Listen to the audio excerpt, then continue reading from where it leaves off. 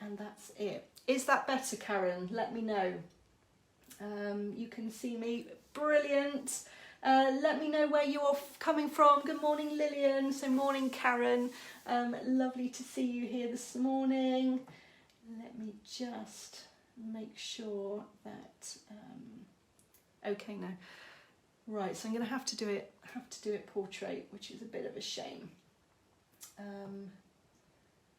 But fingers crossed that will be okay.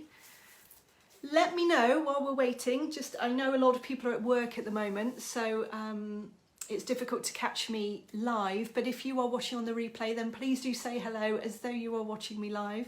It's always really lovely to kind of interact with people and for you to be able to ask questions. So I love reading the comments after. It's not really, you know, don't worry about the fact that you can't watch me live. I will be reading the comments as well and answering any questions that I can. I think it's all working okay. Watching from a very wet Stanhope in County Durham. Oh my goodness, it's a bit kind of sunny and overcast here. It's actually better if the clouds come by because then I'm not blinded by the sunshine. But it's been raining for days and days here, so it's nice to see a little bit of sunshine. You can see me well, brilliant. So let me know if you are new to coloured pencils or pencils in general or art in general, or whether you've been using them for a little while. Please do let me know. It's always lovely to find out a little bit more about you and not just talk about myself. Trying to sort the audio. Can everybody else hear me? I don't know if I'm on low, or hopefully you can hear me okay. All this technical stuff, I was a little bit worried that actually we won't be able to do this today because obviously Facebook went down yesterday, and Instagram and WhatsApp. So I was thinking of a plan B late last night. I don't quite know what I worked out, but maybe we could have jumped onto Zoom or something like that. What a pain. So yeah, do let me know if you are new to coloured pencils or whether you've been using them for a while. Whether there's anything that you find particularly difficult. What tends to happen is that I hear the same kind of things going over, you know, being asked, and also, you know, things that I found really difficult at the beginning, and some things that I obviously still always learning, so still find a little bit tricky now. They always seem to be a similar kind of theme. So hopefully I can cover quite a lot of that today, and we can kind of rectify any problems that you're having, maybe move you forward if you're feeling a little bit stuck, or just introduce you to the wonderful world of coloured pencils. My absolute favourite subject to talk about. I could talk for hours. I'm not going to, fingers crossed. I want to keep this kind of to about an hour, but we shall see. Sometimes I get a little bit carried away. So for those of you that don't know me, I'm Sam. I'm an artist and hypnotherapist, and I'm the owner of the Mindful Artist membership, where I love to combine art and hypnotherapy, mindfulness, mindset, and I'm really passionate and interested about why we do art, and all of the things that we can do in life to help us to have kind of a much more fulfilled life, and how beneficial having a regular creative practice is to your well-being in general. So I'm really passionate about that, and I'm always looking into ways that we can kind of, you know, get through some of the difficult times and really enjoy the good times, and also bring a little bit of joy back, which is why I called this workshop The Joy of Drawing, because it's meant to be fun. It's meant to be something that we enjoy when we're doing it. And I think there's a lot of pressure out there. There's a lot of stigma about art and whether you're good enough or that kind of thing. And I want to just take that away. I want to take away the pressure. I want to bring back the joy, and I want people to really love what they're doing and get the benefits from it whilst they are doing it. So that's a little bit about me. Just to let you know that there will be a competition, and obviously this applies to the people that aren't watching live as well, so please do join in if you're catching up on the replay later on today. The prizes, I'll just go through those first of all. The first prize is going to be a month free in my membership, my art tutorials, a little bit of what we're doing today. I just kind of want to show you, there's lots of that, there's lots of interactive sessions, group hypnotherapy, that kind of thing. So a month free into that. And second prize is going to be my favourite paper. So far, I mean, there's a couple that I'm looking to try in the near future, but I always tend to go back to this one. So if you are looking for a paper that's a good all-rounder, that's a really good starting point, that's not too expensive, then this is your paper. It's the Daler-Rowney Smooth Heavyweight, and these are the A4, you can get them in A3 as well. It's £135, not in price, in weight, and it's a really reasonably priced. You know, sometimes you can pay quite a lot of pounds for just one sheet of paper, but this is about £9, £10 per pad. So I'm going to be giving away one of these. I'm going to be giving away a slice tool, and we're going to be using that during the demonstrations in this workshop so that you can see how this is just a game changer when it comes to fur, especially, and you know, a lot of artists ask me about the light over dark when it comes to coloured pencils, which is really tricky, and this solves a lot of those problems. So I'm going to be giving away one of those, and my favourite pencil sharpener. I get asked about pencil sharpeners all of the time, and I always come back to this one. This is the M&R. It's a brass kind of, it's really heavy, and it just keeps going. Sometimes I think the simpler the better. I've got the crank handle ones, and that's blunt, and now I know you can have inserts, but it's a lot more complicated, you have to take it apart. I like these, and you can buy the refills from Amazon for like £2 for 10, so it's going to last you a year easily for a couple of quid. So I'm going to be giving away one of those as well. What do you need to do to enter the competition? You need to like or love this video so that it gets pushed out to the group, because Facebook is notoriously bad at kind of pushing it out. If you could comment, that would be great as well. So just say hello, say your name, and hopefully ask me some questions as we go along. There's also a post on my business page that I really appreciate you sharing, again, to try and push this video out to more people. And I'm going to be giving you a little task at the end of today, because I really want you to start implementing these things that we're going to be talking about so that you can notice a difference in your artwork straight away. Because I think there's one thing to listen to it, but it's another thing to actually have a go. And then what I'd love for you to do is have a go, and then you might find some questions popping up that you can ask me tomorrow or Thursday when I'm live again. It'd be really nice if we can kind of move you forward in your pencil journey straight away, and you can start noticing real differences. So I'm really excited about that. So that's the competition. If you could hashtag, I'd love for you to share your work in the group. We're going to be drawing an eye today, and there's lots of different techniques that are involved in that. If you could share in the group with the hashtag we'll leave that out, just joy of drawing 1. It just means I can then search in Facebook for it, because it just gets lost, and then I can enter you into the competition. If you like and love, you're entered once. If you comment, you're entered twice. And if you post in the group and do the task, then you're going to be entered 3 times. And if you could share that thing on Facebook as well, there's a post about this workshop. I would really, really appreciate that. So that's the competition. So we're going to just talk a little bit about coloured pencils and why they're so fantastic and why I love them so much. And also a little bit about some of the queries that people ask me. Now, there's so many different pencils out there, as you can probably tell. When I started about 5 years ago, there just weren't the array of different pencils that there are now. And in some ways, I think it's fantastic, but in some ways, I think it's actually a little bit overwhelming. And you can kind of get caught up in trying this one and trying that one, and someone mentions this one and someone mentions that one, you get a much better black or a much better blue, and you just don't know where to turn. So my advice would actually be to scale right back. You don't have to buy all of the pencils that are on the market. I bought some Caran d'Ache water-soluble pencils, my first ones, and I'm just going to show you the picture that I drew with it. This is my My pencil sharpener's just dropped on the floor, and I have to remember to get that. This is my first ever coloured pencil drawing. It's drawn on really wrong paper. It's that real bumpy watercolour paper. I didn't use water on the water-soluble pencils because I didn't know they were water-soluble, to be honest. But I was really pleased with the kind of the detail and the different things that you could get with it, the vibrant colours.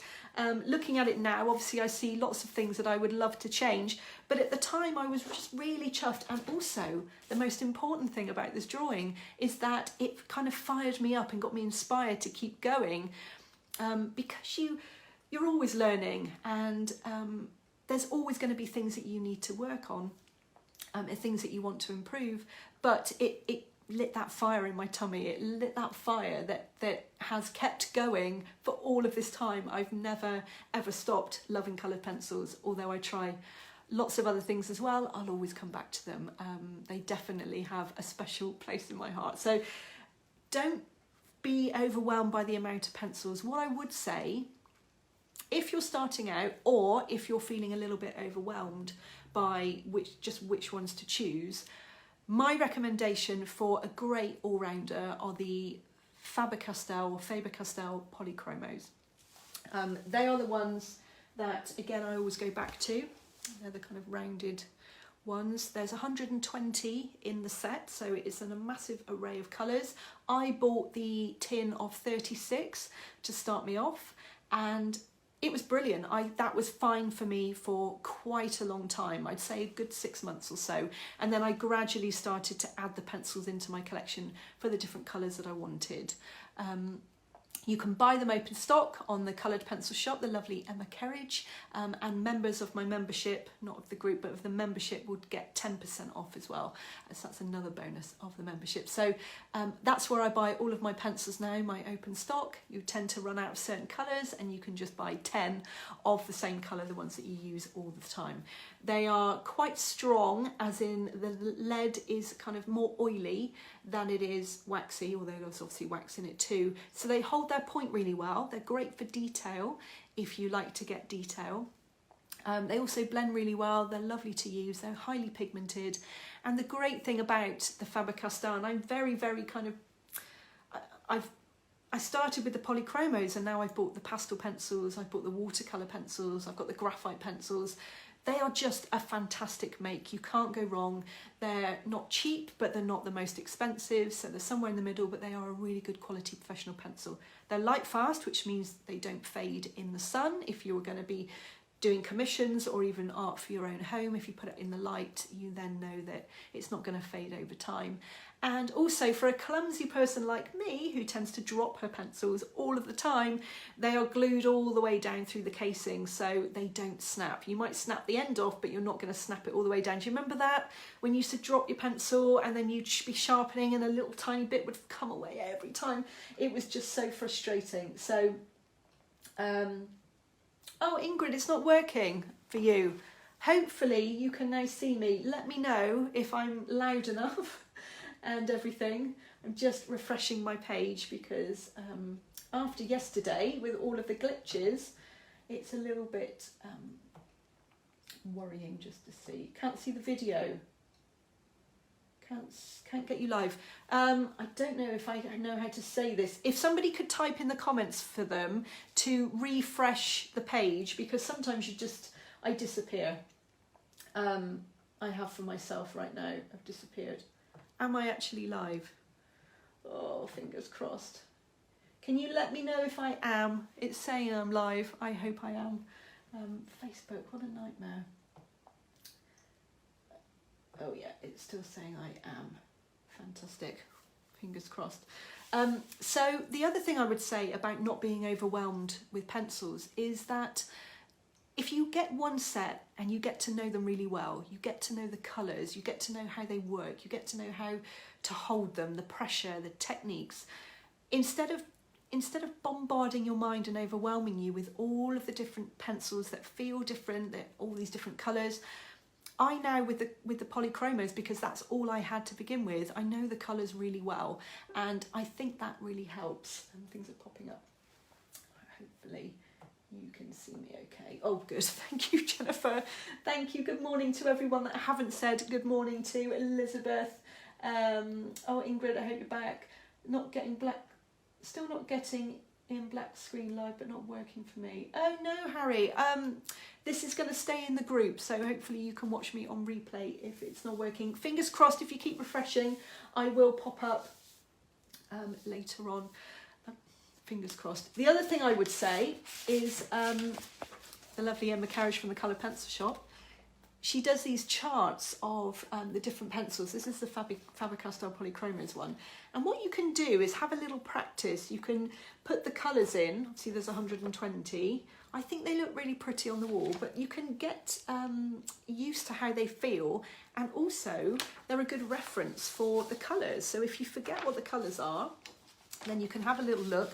What I tend to do is go really light at the top and then go darker at the bottom and start to burnish, and then you can get the true pigment of a light hand and then more pressure.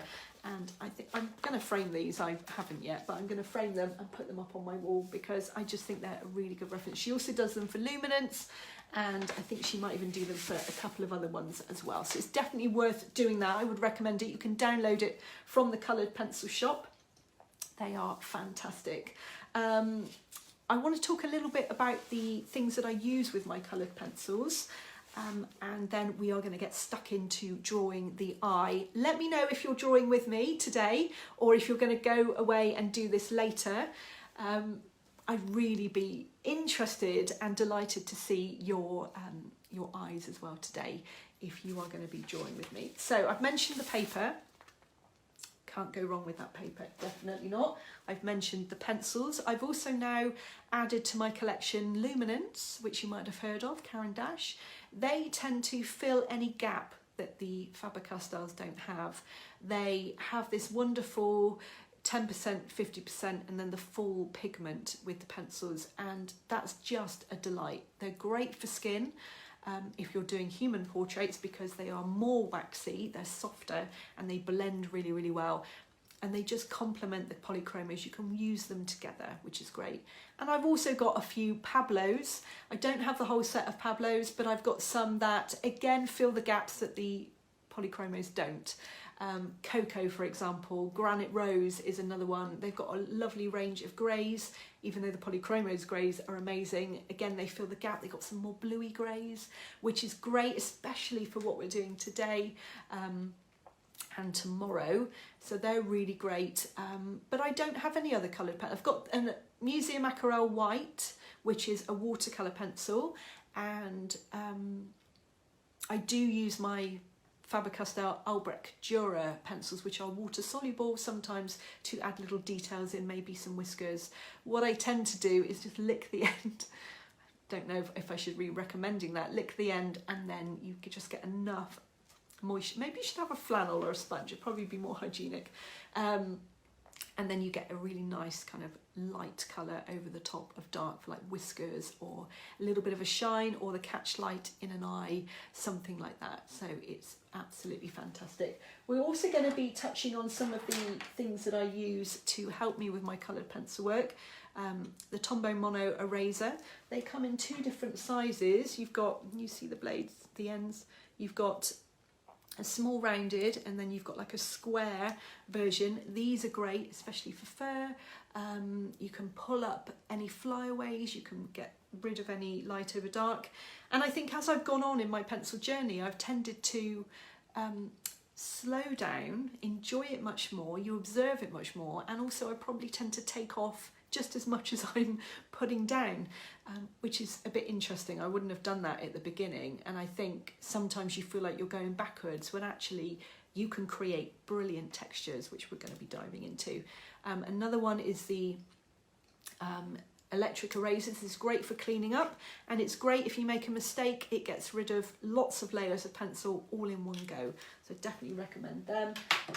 My Kneadable Eraser, again Faber-Castell. Do not get this mixed up with blue tack, because blue tack's really oily and it will leave an oily residue on your paper. Even if you don't see it immediately, it will kind of over time not a good idea to use it. So this isn't oily, although you do need to change them regularly because it will pick up the oil from your hands, but you can obviously mould them into a point and lift up. It's also great for shine.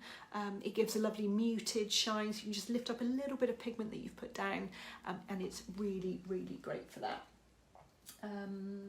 Any questions on any of the things that I've talked about so far? I'm just trying to refresh my screen to make sure that it's all kind of coming up in the comments. Every time I do that, I disappear, which is a bit disconcerting. I hope I'm still here. And I think what we're going to do is dive into the drawing in a second. No, I'm not live again. See, this is really, really frustrating. I'm just going to leave it at that. Right. If there are any questions, I'm just going to look at those as I go. But I think what we'll do is we'll dive into drawing the eye, and then maybe some questions might pop up there, and we can talk about all of the different things and the different techniques to getting a glassy look and all of the colours and that kind of thing. So what I'm going to do is I'm going to unplug you and I'm going to move you around. I'm going to reverse my camera. It's a shame we have you all set up for landscape. So now you're going to be portrait. So you can see, oh, sorry about that, that was my light that just fell off. You can see I've drawn some of the, one of the dog's eyes because I really wanted you to see how it looks when it's finished. I'm just going to be adjusting this a little bit. It's tipping, which is quite annoying. It's wanting to go landscape because that's how I set it up. Let's just see if I can tighten it up. Can you see? Can you see what we're drawing? Fingers crossed you can.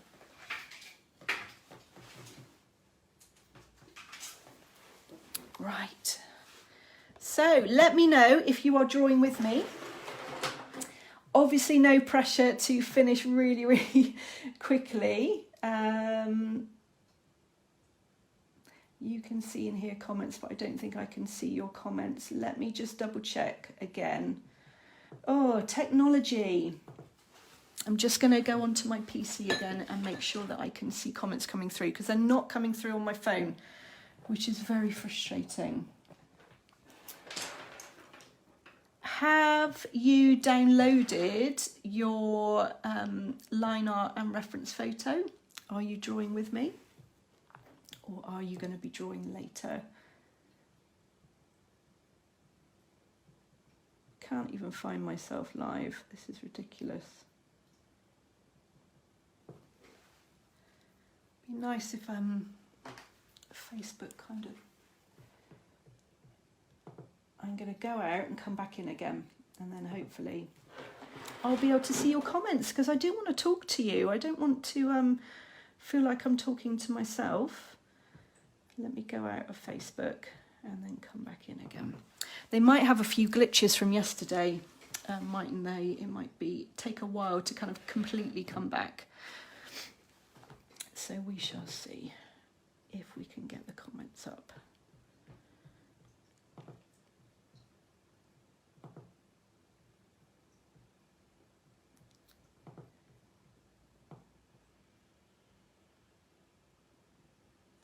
Nope, it's just not working.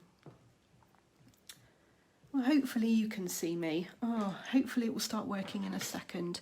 Right, we're going to get started. I usually start with my favourite colour, and it's a really dull colour, but it's the dark sepia of the polychromos. And I always start with this one because it's a really good way to get some dark in, to get an outline in, but not to put something so dark like black that you won't be able to lift it back up if you make a mistake. So I'm just having a look. I've drawn it quite thick, these outlines, so that you can see them. But I'm just going to map in my initial sketch. Sometimes when you've worked on the other side can get lost. It can kind of rub away. So I'm just going to start to map in where everything is. Because actually there are some lines here that I haven't put in on the initial sketch. So I'm just going to draw those in, so starting to map it in. I've sharpened all my pencils, and when you are drawing something like an eye, it's really important that you keep them sharp, because you don't want a blurry edge when it comes to something like an eye, because there's a lot of detail going on in an eye, and it all needs to have a sharp, clean edge, because it's meant to look spherical, it's meant to look glassy. So I'm just mapping in. Hopefully you can see what I'm doing here. And then we'll keep trying to find me live in the group. Might need to scroll down a little bit.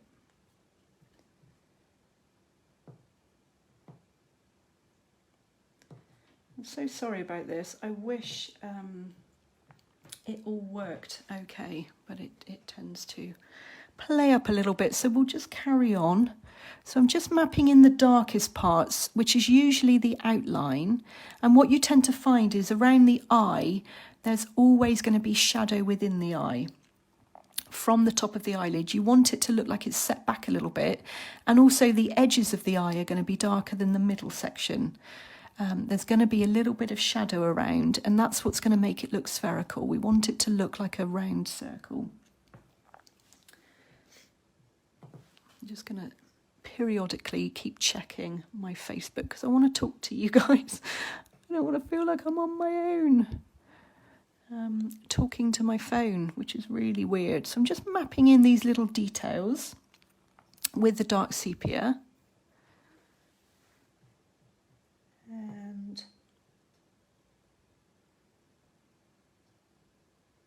let me see if I can do a search.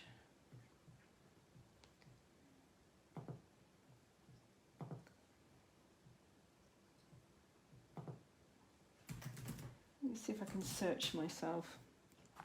I might pop up. Aha, I did. There you go. Right, I can see your comments. Fantastic. I've had, oh, Jules, there's some problems when you logged in. Check the platform you logged in as normal. Took me a while. Oh, here we go. I feel a little bit better now. It's nice. You're drawing, Karen. Oh, good for you. Looking forward to it. Brilliant. Right. Let me just see if I can see all of the comments. Having a go later, Louise. Be interested. Yes, looking forward to it. Brilliant. Right, I think I can see your comments coming through now, so you can ask any questions along the way, which is great. One of the main things about this eye is that catch light in the middle, that highlight. So I'm just going to map that in. Just do it with a light hand because you don't want a really harsh outline to it. So I'm just going to map in the basic shape of that. And there's a little bit next to it as well that I'm just going to map in. There's a weird shape here that looks a little bit like a boomerang. So I'm going to map that in. And there's a lighter part there. Just trying to work out where everything is. There's a line there. So that's the lighter part. And then there's a dark part around the edge. And then there's a lighter part here.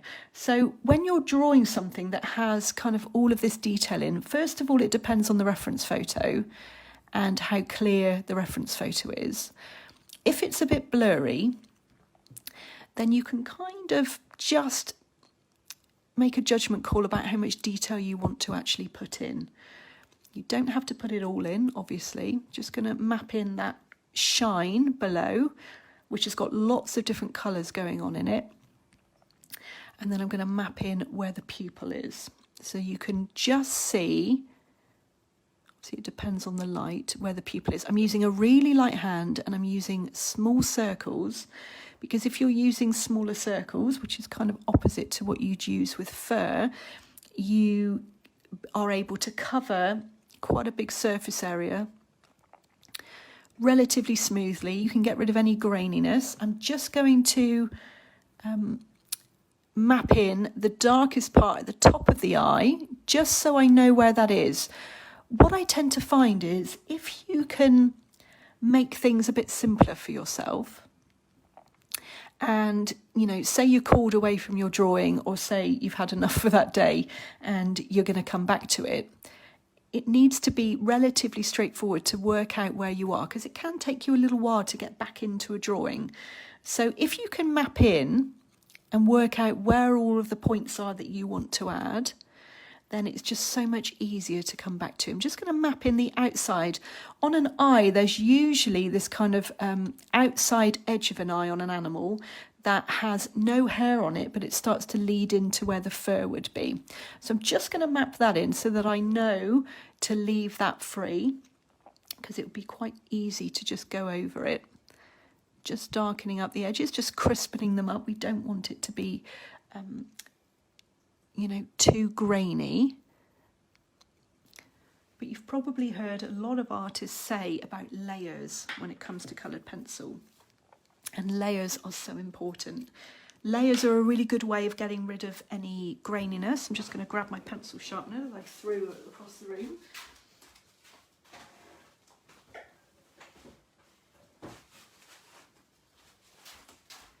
So they're really good to get rid of any graininess. They're a really good way to build up colour.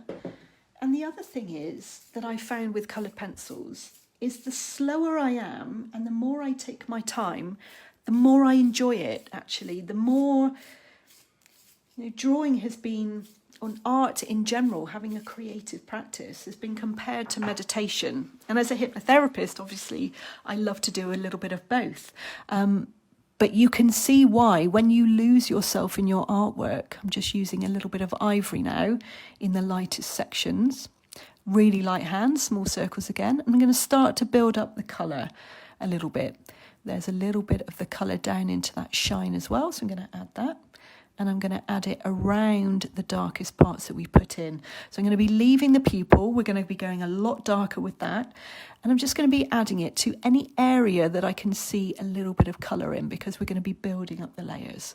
So as I said, kind of taking your time, going nice and slowly. It's much more of a relaxing and calming experience. When I tend to find that I put myself under pressure and I think I want to get this section done, and you start to kind of speed up and possibly rush certain sections, it's just not as enjoyable. So you don't get into that lovely flow state, which is important, which gives you those... Morning, Marilyn, you just beeped in. Good morning. Lovely to see you. So just adding a little bit to that shine. And the reason I got started in coloured pencils is because life was really busy. I had 2 small children. You know, you're constantly on the go. I'm going in with a burnt ochre now. Look how small that is. I need to get an order in at the coloured pencil shop. So I'm using a light hand again. If you are naturally heavy-handed, then hold, if you can, if it's bigger than this, hold your pencil a little bit further down away from this end, because that tends to happen with me. I tend to almost be right on the nib.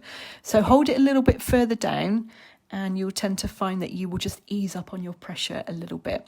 So I'm going to be adding this burnt ochre down into the shiny part, because there is quite a lot of colour down there, even though there's kind of greys over the top and it looks a little bit strange. It looks quite milky. There is still colour in there. So I'm just using a back and forth. You can see I'm not pressing any harder. I don't want to indent the paper. The paper has a natural kind of tooth.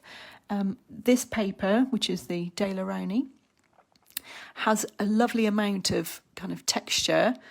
You need the texture for the pencil to be able to grip hold of. You're going to be filling in those little troughs that are in the peaks and troughs, or the tooth of the paper. You don't want to flatten it, because then you won't be able to put those layers in. So if I want to add a little bit more colour, I don't press harder. I just go over the same area a couple of times with that same pencil, using small circles. And also the circles, I think, really help if you're drawing an eye. Because it's rounded and it all kind of ties in. It's also great for a nose, which we're going to be covering on day 3, because it adds that texture in as well. So I'm just missing out those little highlights. And I'm just starting, you can see that colour slowly starting to build up. Sitting and listening from Milton Keynes. Oh, that's lovely. I hope you're enjoying it so far. Are you going to have a go later? Right, I can see quite a lot of red. Now, there's so many different apps out there that can really help you to pick your colours. This is another question I get asked a lot. I myself personally are quite old school. I'm quite old fashioned, although obviously we need to move forward with technology. I still use a paper diary. I don't put things on my phone. I like to write and I like to draw. I'm not a real technical person. So another reason for filling in your charts is that you can hold up your chart against your reference photo and work out which colour you think you might need. Very old fashioned way of doing it, I know, but I think that's me. I think I was born in the wrong era. So I'm going to add a little bit of red with the burnt sienna, and I'm going to be putting that on top of where I've put my burnt ochre, but not everywhere. So I'm really being mindful and looking to see where there's some red. Again, light hand. And you're going to be slowly building up the colours. Now, this paper takes a lot of layers. It's brilliant in that way. So if you're using a light hand and you're not burnishing, burnishing means when you're pushing really hard and flattening the tooth and getting a lot of pigment down. Burnishing is a technique for blending, but the only time I really burnish is when I know I'm not going to have to add any more colours, and that tends to be at the very end or nearly at the end of a section when I know I've only got to put possibly black in, like the pupil. At the moment I've just mapped it in, but I know I'm going to be having to add a lot more colour. So I'm trying to leave out, doing my best, because it's quite a small area. You know, it's only under an inch. To leave out those areas that have highlights. There's an area here which is lighter, and obviously this bottom section and this little window in the middle. Now, obviously, everything that we do is kind of objective to you. Everyone's going to see colours differently. Everyone's going to see, and I found the longer I draw, I'm almost feeling like I'm slowing up even more instead of getting quicker. I think I went through a stage of being really slow at the beginning. Then I got quicker because I suppose I've got a little bit more confidence. And then what happened was I started to slow down again because I was starting to rush through and almost be a little bit complacent about what I was doing. And it was almost taking the joy out of it, which was really not what I was looking for in a hobby. Just going back in with the ivory. So now I found the slower I am, the more I see, the more I observe, the more colours, the more details. And I definitely enjoy it so much more. It's definitely brought the fun and the joy back into it. So instead of rushing through a section, I think, well, I'm just going to work on this and see what happens. What I tend to do to blend, and I do this with fur as well, is that I'll put a couple of layers down and then I'll go in with a lighter colour and just put that on top, and it starts to just get rid of the graininess a little bit.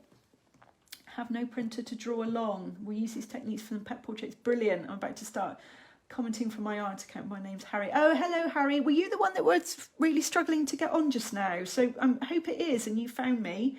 That will be fab. So, yeah, I tend to do this with fur as well, and I'll be demonstrating the fur tomorrow, you know, this section around this eye, but you can kind of see almost the finished result, which I thought would be interesting to be able to see that. So I'm going to go in with raw umber now. So a really lovely warm brown colour, and I'm just going to go around this little weird boomerang shape, and I'm going to be adding it to the top as well. I'm going to be really starting to highlight where that shine is at the bottom. So there are some dark sections around it. and then coming down into this section too. Don't be tempted to kind of rush it or push harder, because you just won't be able to get those layers in then. I think you might regret it a little bit. It's, you know, easy done. We want to get through, but I think the lovely thing about coloured pencils is they're so slow. Like I said, I've had a busy life. I've got 2 children, and I wanted something that was going to calm me down, not wind me up. I didn't need winding up anymore. You know, life is so busy and fast and everything's immediate, and I kind of wanted something completely different. I remember I was saying to my members the other day, I remember when I was young and I was watching this program on I think it was a nature program, a wildlife program, and this man was on there that was drawing this squirrel, and it was beautiful. It was really beautiful work, and he'd said he'd been drawing it for weeks, and I just thought that was so amazing that he was doing something that he was doing in sections. I'm just using the walnut brown, another beautiful staple colour, really nice rich brown, very natural. So again, I'm going into the darkest parts and just highlighting that boomerang shape and putting this into the sections that are really dark. Up here is the darkest, but we're just going to build that up slowly. And we just want to leave that little part out. There's some lovely browns going on here, and there's that section next to it is quite light. I'm just going to add that in. And remember, towards the edges is where the darkest parts are. All the way around the eye is going to be dark, and we're going to be adding black in at the end, and that's when it all starts to come to life. So I'm using small circles to cover a big area. This is another way to blend and also to add shadow without pressing hard. It's called glazing. So you're covering quite a big surface area, you're darkening or lightening a big area without getting rid of any grain, any detail. You're not losing the detail, the lovely detail that you've put in. So a light hand, another reason for using a light hand is to glaze. Oh, comments are coming up on my phone now. So you just have to be live for half an hour for it to start working. I'm just going to be adding this walnut brown to the edges of that weird boomerang shape. And I might actually use some of the tools just to show you how to lift up. There's a little bit of grey in the bottom. I'm going to use a warm grey. I'm primarily using the polychromos today. There's a little shadow here at the bottom. So this is the warm grey 5. I've gone straight in for quite a dark one. And I'm just going to start building up that shadow. There's like an interesting shape within this eye. It's not solid, so we could use the Kneadable Eraser to just lift that up a little bit. And there's a little bit sticking up here. But it all adds to the overall effect of this shine. So just adding a little bit to the edge as well. I'm going to darken up the pupil because this looked really dark to begin with, didn't it? And it possibly looked a little bit, you might be a bit nervous to put these dark colours in. But now we've got the other sections in, it's getting lost. So I'm using this warm grey 5 just to add a little bit more depth of colour, but a little bit more depth of shadow. And I'm going to be adding it to the edges as well. Now the eye is still looking quite grainy. Don't worry about that. It does take a little bit of time to build up. I'm going to go in with a warm grey. No, I'm going to go in with a cold grey actually. Cold greys have got more of a bluey tone, and the warm greys have more of a browny tone. They're really great to use together actually. So there doesn't always have to be a complete choice. Sometimes they work brilliantly. So I'm just adding a little bit of that cold grey to the shine. We need to build that up a little bit. And I'm going to go in with a cold grey 6. So the warm greys and the cold greys go up to from 1 to 6. And then we've got a Payne's grey. We've I've got my dark sepia that I tend to use. So you've got a really good selection of the greys. Look how small these circles are. I'm using a really light hand. As you can see, it's starting to build up the different colours within the different sections. Just building up a little bit more of this grey. Again, we're going to be adding black at the end just to emphasise everything. There's definitely more shadow around here, so I'm going to add some under the eyelid. And then coming round here. So just crispening up the edges as well. We don't want that kind of, you know, when you get the crayon-y look where it looks quite grainy and unfinished. With an eye, it just doesn't work that well. Sorry, a message has just come up. I'm just going to move that to the side. So just using small circles and working my way around, just seeing where these darkest parts are. So this cold grey 6 is great for that. Just adding a little bit more.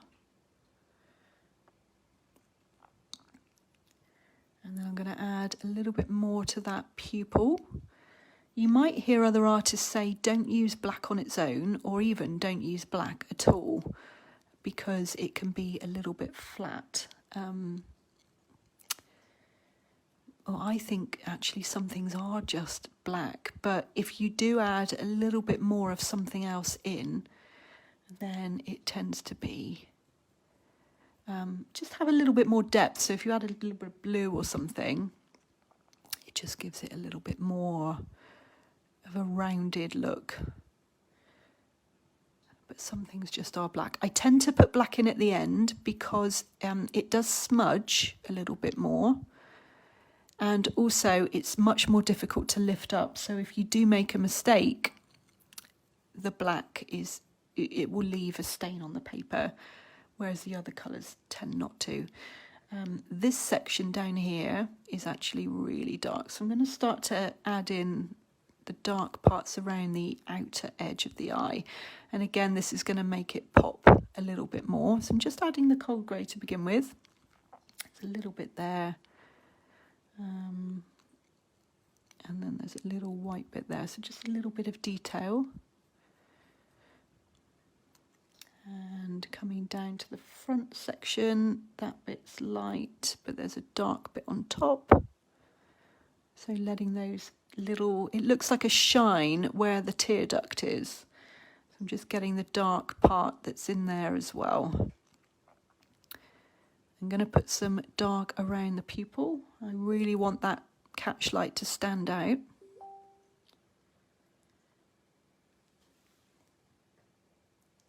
I think a few people are struggling to get on today, which is a real shame. But it might be all of the problems from yesterday. But at least you can catch it on replay. I'm just going to use this cold grey 6, just to start to add the dark parts around.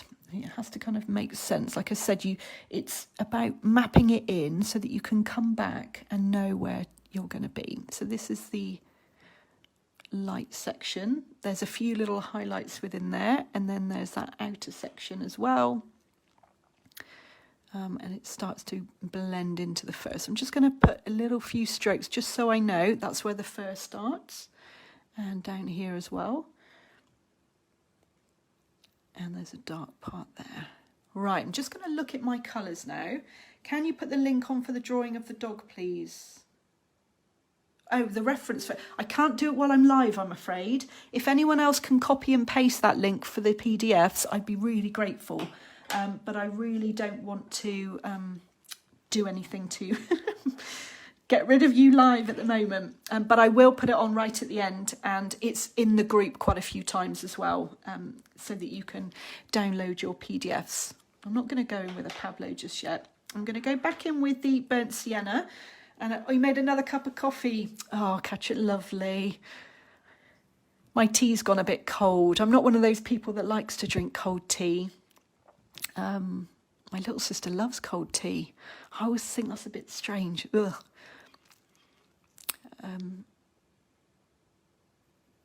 But we're all different, aren't we? So I'm just adding a little bit of burnt sienna in again.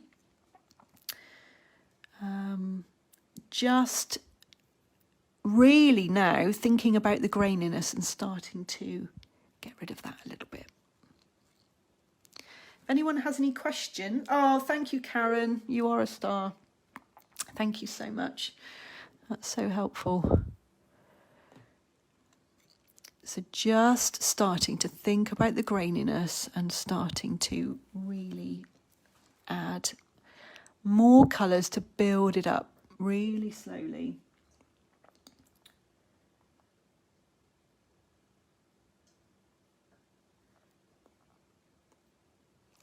I'm going to add a little bit more grey to the bottom. This is Cold Grey 4. I'm just going to start building this up. And then what I'm going to do for the shine of this eye, because it's quite strange, obviously, like I said, there's this kind of milky shine in this highlight at the bottom of the eye, and it really stands out. I'm going to go over the top of it with a Cold Grey 1, or you could use the Warm Grey 1, really. Where is my Cold Grey 1? I'm actually going to go over the top of it with the Cold Grey 1. I'm not pressing very hard still. I just want to get that really glassy. And also what this does is it blends away the pencils. So it softens the pencil strokes. If they're looking a little bit grainy, if they're looking a bit harsh, if you can really see the little lines that you've put in and you don't want it to look like that, then putting a lighter colour over the top is a really good way to soften that completely. So that's that little bit done. Oh, thank you, Louise. Thank you so much for your help. I think I would definitely lose everybody. Right, I'm going to go a bit more in with the walnut brown. I want to start building up the darkness now. One of the other things that people tend to talk about, and you may see that I did a little PDF recently about making your drawings more realistic and trying to make them pop. Generally, that's about values, and we're going to be talking about that a little bit more over the next couple of days as well. What generally tends to happen is that people are a bit frightened to go too dark, especially when they've taken a long time building up these layers. If they go too dark, it's almost like they're going to ruin all of the work that they've just been putting in. And I really get that. I was definitely the same at the beginning. So if that is the case and you're feeling a little bit nervous about it, I would approach the next piece that you do as an experiment. And I would really take the pressure off yourself and just say, I really don't know what the outcome's going to be for this piece, but I'm going to enjoy it and I'm going to experiment. I'm really going to try different things, push myself a little bit and just see what happens. I did that with a koala recently. The fur is not quite finished. The fur is really tricky. It's one of the trickiest furs I've ever tackled. And but I just thought to myself, I'm just going to enjoy it. I'm just going to try some different techniques and see what happens. And then, you know, some of them are going to work and some of them aren't. I'm going back to the burnt sienna, just adding a little bit more of that. And I'm really, really enjoying it. I'm really enjoying that piece. So use a piece to experiment, take the pressure off, and then go dark, you know, really push yourself to go dark. And I promise you, you will be really pleased with the result, because most of the time when people aren't happy with the realism in their work, it's because they're not quite finished. They haven't gone quite dark enough. And I'm going to show you what I mean with this eye in a second. It's looking okay, but it definitely needs, to me, a lot more depth. And by that, I kind of mean dark. I brought in a blue. Where have I put it? I used it to show you the blue, didn't I? What have I done with it?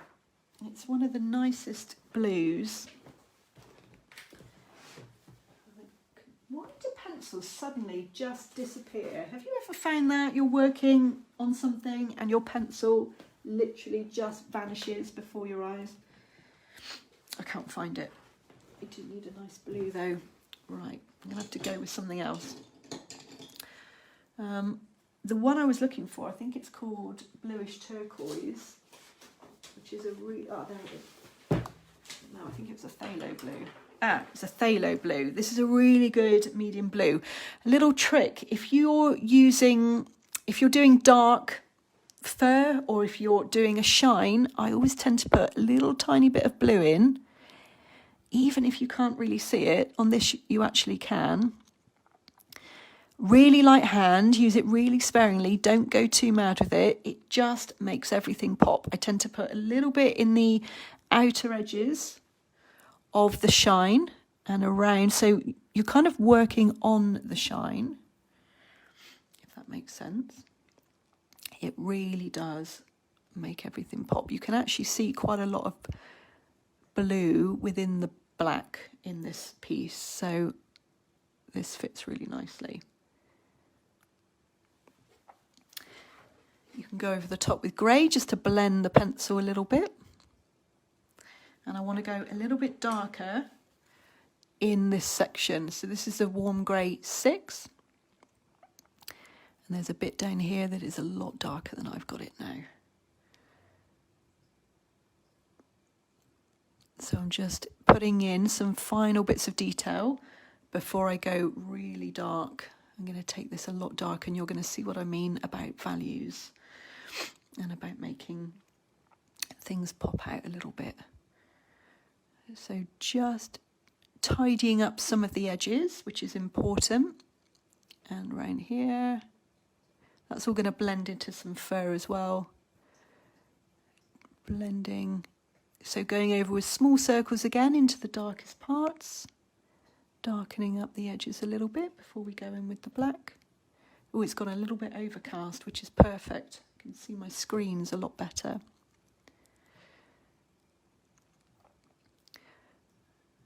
So when artists talk about layers, you can see how many layers it takes now. You know, building them up slowly. I'm going to go in with a little bit of terracotta. Look how small this one is, but it's a beautiful orange colour. And I just want it to be warm in this eye.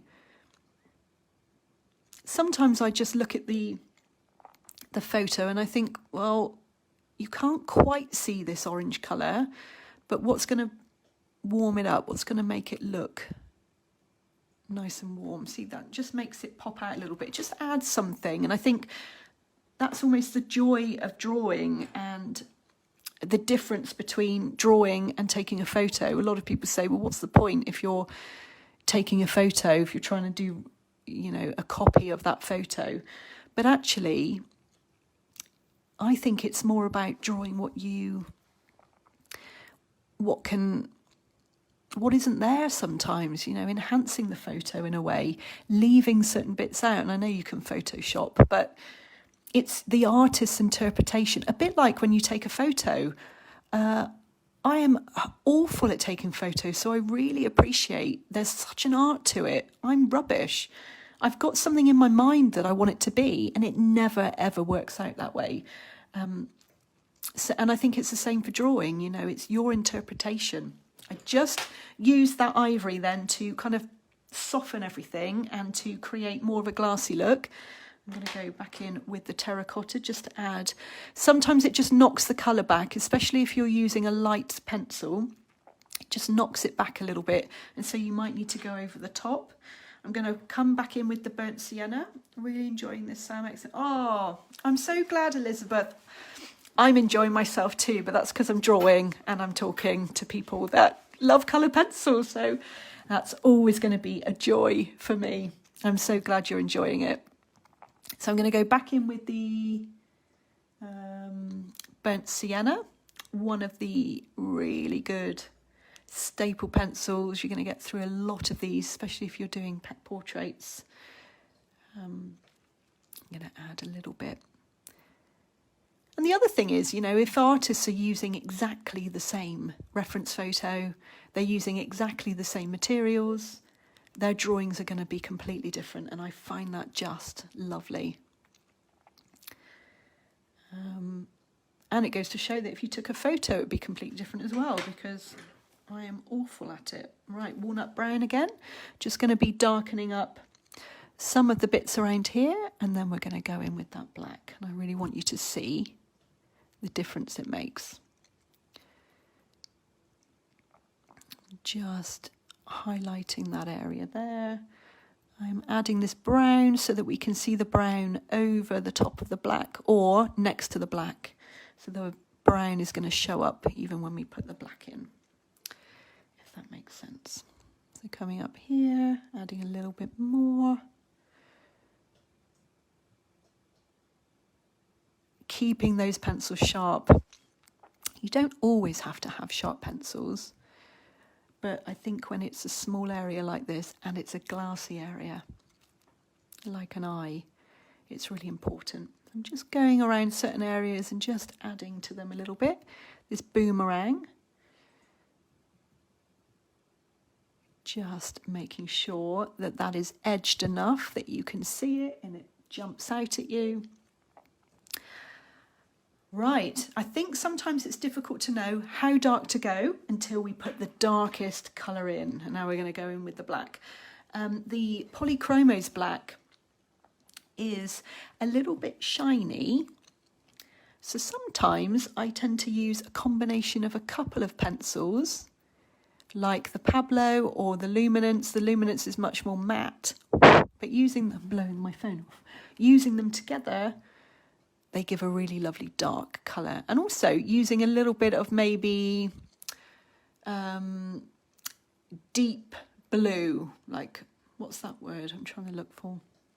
Indigo. If you use a really dark blue, indigo, then that also gives a lovely shiny black. So I'm just going in with the black. Now I know I'm not going to go over with any other colours in this section. I want you to see that by adding this black, it really makes everything pop out. Just thinking about the top of the eye and where the shadows are.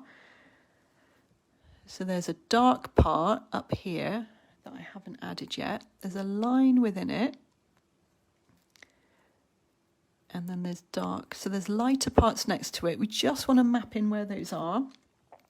And just want you to see the difference when you start adding really dark and being brave and really going for it, and what a difference it makes. So with the black, because it's difficult to lift up, be a little bit more careful about where you're putting it. Be mindful of where you're putting this pencil. Really look to see where the darkest parts are. And this section up here, under the eyelid, is a massively dark shadow. It's just black. There's no other words for it, really. And also that's going to make the highlights pop out nicely. Next to it is black. So how far down does this black part go? Quite far, actually. And you might think, oh my gosh, I don't want to ruin what I've done. But trust me, it will make it pop. There's a darker line. So even within the dark, it's not all uniform dark. It's not all the same pressure. It's not all the same amount. Make sure that you're really looking to see for any detail, even within these shadows, because there are some lines within there. You can use the black to glaze over the top of some of the other colours. Now, using a really light hand, small circles. If you want it a little bit darker in some areas, then go over it again. But you can still see, I don't know if you can see, hopefully you can still see the brown and red underneath. There's some dark under here. Really light hand. There's some dark here. And then this is the most important part. So generally, we've got the outer edge, the shadow under the eye, and the pupil is going to be the darkest. And I really want this to stand out. So I'm going to go in and darken this pupil, and hopefully you'll be able to see it starting to pop a little bit more. So using small circles again, but this time I'm using a little bit more pressure because I want that black to really really take and be as dark as I can make it. Can you see how that's made that highlight stand out a lot more? I'm just going to crispen up the edges a little bit. And at the bottom too. And the pupil actually goes right across the bottom of the highlight. It's a lot bigger than I've got it. Just crispening up the edge of that shine, that highlight. And then this section under here is really dark. So that's another dark section. We've already got the greys in, we've already got the burnt sienna, sorry, the dark sepia. And so we're now just building on that depth. Just following that shadow up around. As I said, the outer edge of the eye is always in shadow. Crispening up these little sections here.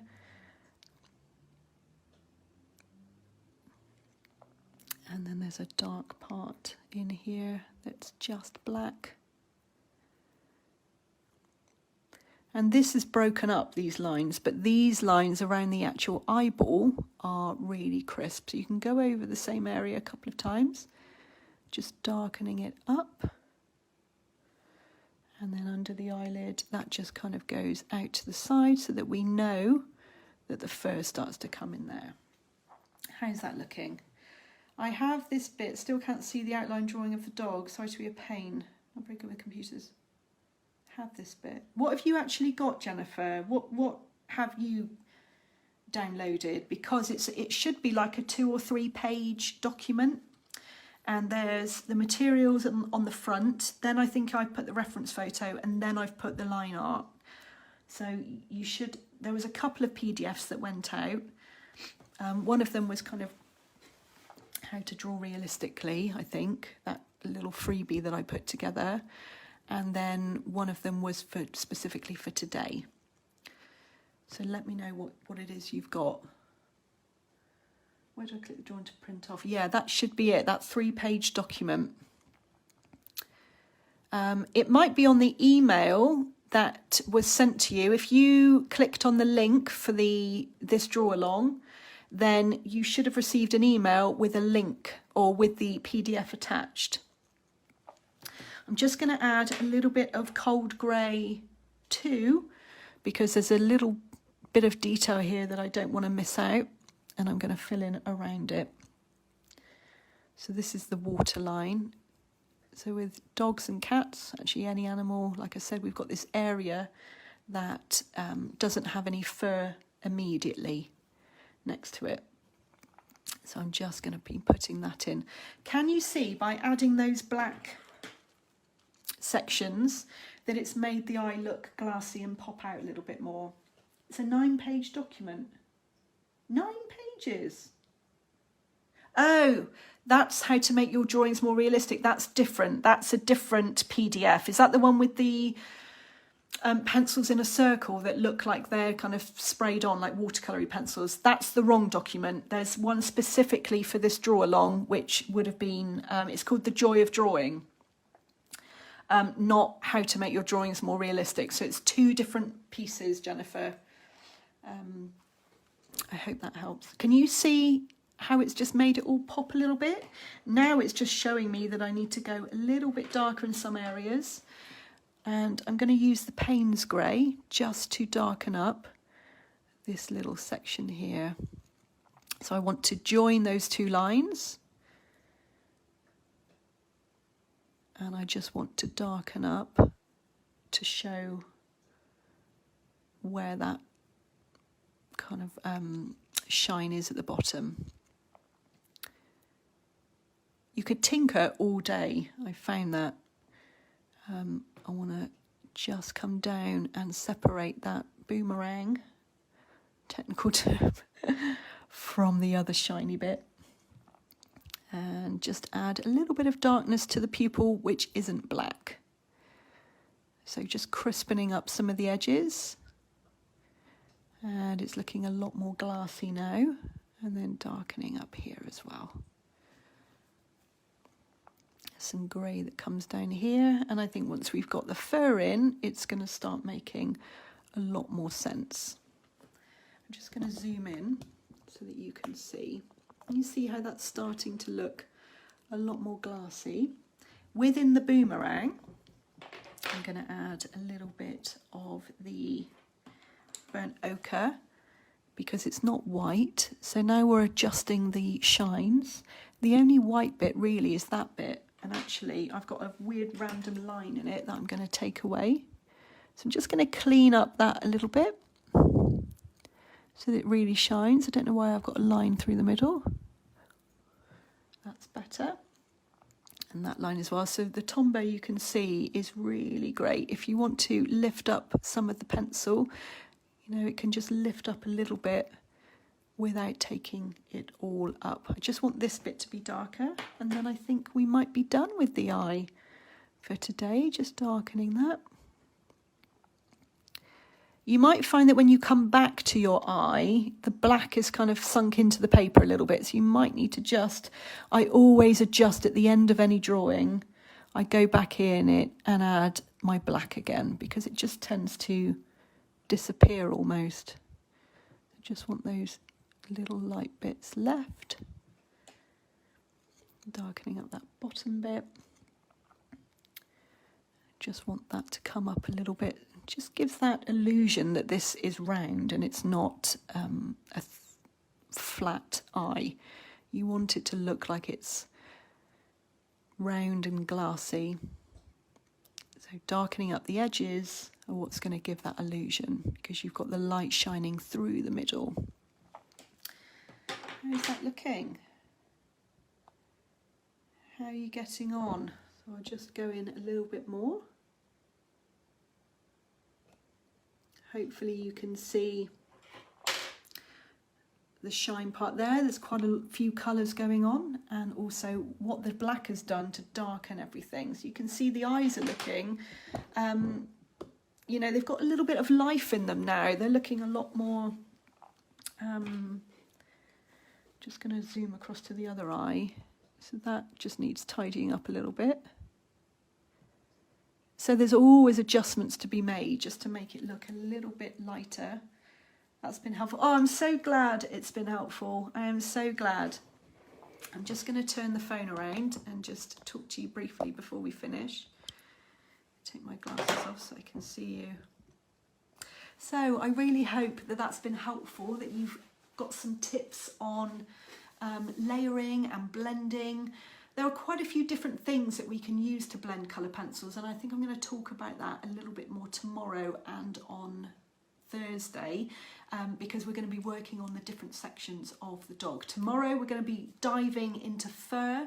I have a lot of things that people are asking about with really getting that depth of fur, getting the texture right, all of these things that are a bit tricky to begin with. So we're going to be diving into that. We're also, I picked the reference photo because there's really good shine. Black fur is fur that really, I really enjoy it because it's beautifully mindful. You know, you get into a rhythm, it's therapeutic, but it also takes a lot of time to build up to the black. As you know, usual black isn't black, just black. There's a lot of blues and greys and sometimes pinks and reds. There's lots of things that make it up. So we're going to be diving into that tomorrow. And then we're going to be diving into the nose on Thursday and pulling it together with a little bit of fur as well. So there's a few little things that I want to discuss. I thought these things would be good examples of how to do certain techniques because they're all so different. And then piecing them together, you're going to be able to create your own dog if you want to carry on, because I'll be showing you all of the techniques that you need to then finish your drawing. So that would be a really great project for you to do, or you can see this as a complete experiment to introduce you to colour pencils and also to just be mindful, slow down and enjoy the process. You know, there's so much social media out there comparing ourselves to other people. Easily done. It can leave you feeling a little bit flat, and I don't want that to happen. I want you to feel uplifted and feel that you've got a lovely hobby that takes you away from the busyness of life and slows you down and is mindful and is joyful. And obviously we as humans, you know, I think a lot of us say we're not creative, but as humans, we have that innate creativity in us that needs to be released. And that could be gardening or sewing or knitting, drawing, painting. But if we don't release it, that's really detrimental to our well-being. It's so important to, like anything, have a regular practice. A bit like going to the gym or doing anything else. It needs to be regular for you to feel the benefits. And so I really want to encourage that as well. I just want to talk a little bit briefly about the membership that I have. If you've enjoyed today and you wanted to continue your journey with me, I work with other pencils as well, graphite, watercolour pencils, pastel pencils, as well as my beloved coloured pencils. We've got a whole library of tutorials in there now, different subjects. We've got birds and animals. We've got, I do love drawing birds. We've got a little bit of botanical. I like to have a bit of variation. What we're doing now, I used to upload something every month, but now I upload every week the next section, which is, I think, great because it holds you a little bit accountable. It gives you a project to do weekly. And you know, I was talking about that regular creative practice, why it's so important to be regular about it. I hope this is more bite-sized and encourages you and holds you a little bit accountable to doing your artwork regularly, because otherwise you just don't feel the benefits of it. And also prioritising, making time for you, not putting it right down on the bottom of the list of everything else that's due. Believe me, I know what it's like to be busy. But I know that if I let my artwork slip and I don't do it, it's not going to be good in the long run. It might take a while for me to notice that things aren't right, but that's the reason. I need to have these things in place in order to feel balanced and okay. I'm much more resilient to deal with whatever life throws at you. I'm also a hypnotherapist, so we do group hypnotherapy sessions once a month. We do an art clinic where you can bring your own pieces and we can discuss how to create certain things if you're stuck on a piece, or we can just talk about anything to do with art or what's going on with you. It's nice to have a chat, it's nice to interact, it's nice to get to know you. And that's the other great thing about this membership. It's about community and, you know, celebrating together, being cheerleaders for each other, and also, you know, picking us up if we feel a little bit low. We also have a monthly draw along where we do something very much like this. You get to choose what we're going to be drawing. We do that for a couple of weeks. Same with the weekly projects. It's soon going to be voting time for the next piece, so you get to choose what the weekly uploads are going to be. I'm also a Pilates instructor, and so there's a little bit of that in there if you get stiff neck and shoulders. I started the membership in December, so there's 10 months now of content ready for you to dive into if you're looking for a project, if you're looking for a new hobby, if you're looking for mindfulness. And I've got some videos in there as well to help you with certain hypnotherapy techniques if you're suffering with anxiety, depression, stress, panic. You know, the world is changing again. Although it feels like we're trying to get back to normal, actually, you know, this thing is still out there, and so we're having to adjust to a new normal, which feels a little bit anxious. You've got this underlying anxiety going on all of the time, and I suffer with anxiety myself, and I've really worked hard over the years to keep it under control, and I've got to say it doesn't affect me at all in the way that it used to. So, you know, I want to encourage others to feel the same about that as well. I know I can help with that, with the hypnotherapy and with the mindfulness. So doors are open for the membership. They're going to be open for a week, maybe just under. So I would love for you to have a look. I'll put the link in the description for you to have a look on the information page, a little bit more about it. So for the cost of less than a takeaway or lunch at the moment, or a couple of coffees a month, you get all of this backlog of catalogues. Also hypnotherapy, which is generally £80 an hour, you get a discount for that, and you get a group hypnotherapy session thrown in every month. So that on its own is worth £80, and the membership is £24.99. Or if you want to join 6 monthly or yearly, then there's a bit of a discount for joining for a little bit longer. So doors are open today. I'm going to talk a little bit more about that. If there's any questions about that, then please do let me know. But I would love you to join this amazing community. I just love it in there, and I don't think I realised how much I love it and needed it until I started, and I couldn't be without it now. I couldn't imagine life without it. So if you want to join us, if you want to join the community, drawing, well-being, mindfulness, hypnotherapy, art, Pilates, or just little sections of each of those, then I would love for you to do that. So do click on the link, I'll put it in the description.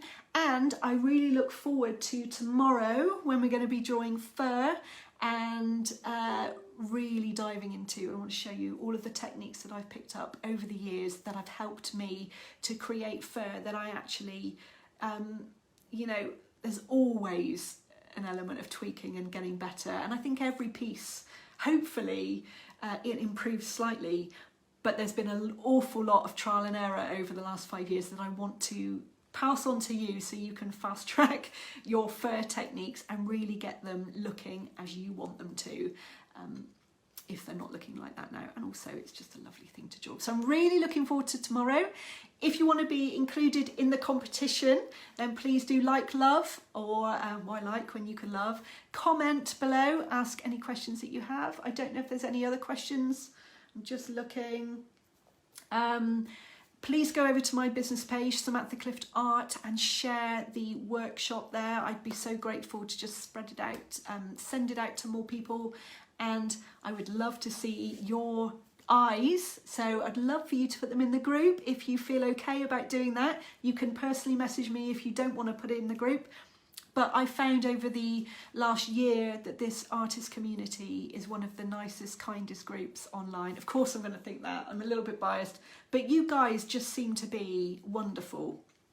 And, you know, there's no room for any negativity in there. That's not what I'm really aiming to have as a community. I want it to be uplifting and positive. So please don't be shy. It might be a big... you know, encouragement, because people are going to be so lovely in there. So please don't worry about that. But if you don't feel comfortable, send it to me. I'd be more than happy to have it in Messenger. And don't forget to put the hashtag JoyOfDrawing1, so day 1 of the workshop, and then I can find them in the group nice and easily, and then we will carry on tomorrow. I hope you enjoyed today. It's been lovely chatting for a bit. Sorry about the glitches at the beginning. What a pain. Fingers crossed for tomorrow that the Facebook is working okay. And I really look forward to seeing you at 10:30 live tomorrow for fur and diving into all that entails. So I hope you have a lovely rest of the day, and I look forward to seeing you tomorrow. Bye for now. Lots of love.